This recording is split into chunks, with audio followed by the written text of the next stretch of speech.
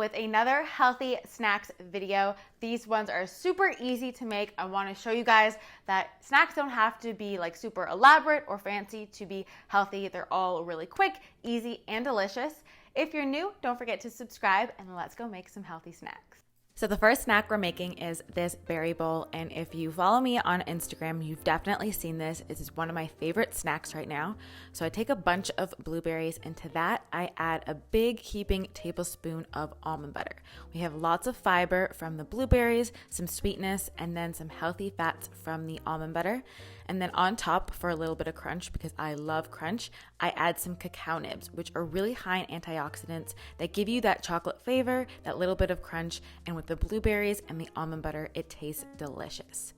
Next up, we're making almond butter cookies. This is a quick 3-ingredient cookie recipe that tastes really yummy. So I'm using almond butter. If you have a nut allergy, you can definitely do this with either sunflower seed butter or pumpkin seed butter, or if you don't want to use almond butter, any cashew butter, any nut or seed butter will really work perfect here. Adding in a little bit of coconut sugar for a touch of sweetness, and then an egg, which is going to help bind everything together. If you're vegan, you can probably do a flax egg, though I haven't tried it, but as long as you leave the flax egg to really gel up for about 10-15 minutes, it should hold together in these cookies. So just fold everything together, and then take a tablespoon and scoop out about a golf ball size of your cookie, and I'm placing that on a silicone baking mat. And what I love about this is that it's only 3 ingredients. It's a super simple cookie, but guys, it's a delicious cookie. I brought some of these to my friend's house to try, and she loved them. So they are super tasty. And then you just have to bake them at 350 degrees for about 12 minutes. And to finish them off, I put a little bit of sea salt on the top, which would be the 4th ingredient, but I just really like a little bit of sea salt with my sweet, and they're just really delicious cookies, guys. Next up, we're making this cucumber berry salad, which is a great way to not only hydrate and get some veggies in. So I'm slicing up some cucumber, and like I said, cucumber is super hydrating, so it's really good for your body, and it has lots of water in it, so it's really going to help with your skin and all of that. So slice that up until you get little chunks. And then to that, I am going to be adding in some strawberries. Strawberries are so good for you. They're high in vitamin C, lots of antioxidants, but they are something that you do want to try to buy organic because they are the most dirtiest produce between all fruits and vegetables.